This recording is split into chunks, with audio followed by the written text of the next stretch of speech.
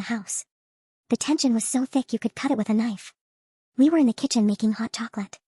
I handed him a mug, our fingers brushed, and that was it. The dam broke. We didn't even make it to the bedroom. Let's just say Santa came early that year, and he definitely stuffed a stocking. It became a thing. Whenever Greg and Tanya were out, we were busy. It was reckless. It was terrifying. And God help me, it was the most exciting thing that had happened to me in a decade. But then came the reckoning. About 3 weeks into the affair, I was in the laundry room folding sheets. The door clicked shut behind me.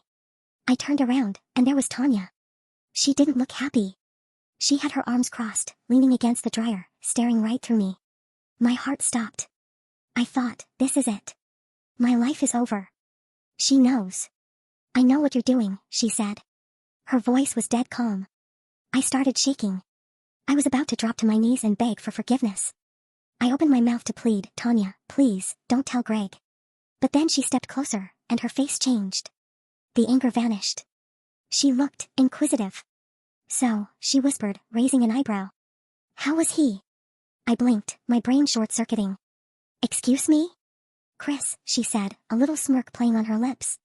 He told me you guys hooked up during the blizzard. And then again last Thursday. I just want to know, did you have fun?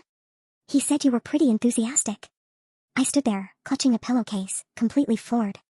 It turns out, Chris and Tanya have been in an open relationship for 10 years. They tell each other everything. She wasn't mad, she was getting off on the details. She wanted the play-by-play. So, here is my life now. It is currently 7 p.m. on a Friday. We are all sitting at my dining room table having lasagna. Greg is telling a story about his boss, completely oblivious, laughing and pouring wine for everyone. Across the table, Tanya winks at me as she takes a sip of her drink. Next to her, Chris brushes his foot against mine under the table. 3 of us know exactly what's going on. 3 of us are perfectly happy with the arrangement. And my poor, sweet, innocent husband thinks he's just being a good neighbor. I look at Greg, and I feel a twinge of guilt, a sharp little pinch in my chest. But then Chris passes me the garlic bread, his hand lingering on mine for just a second too long, and I realize. I'm not going to stop. I think I like being on the naughty list.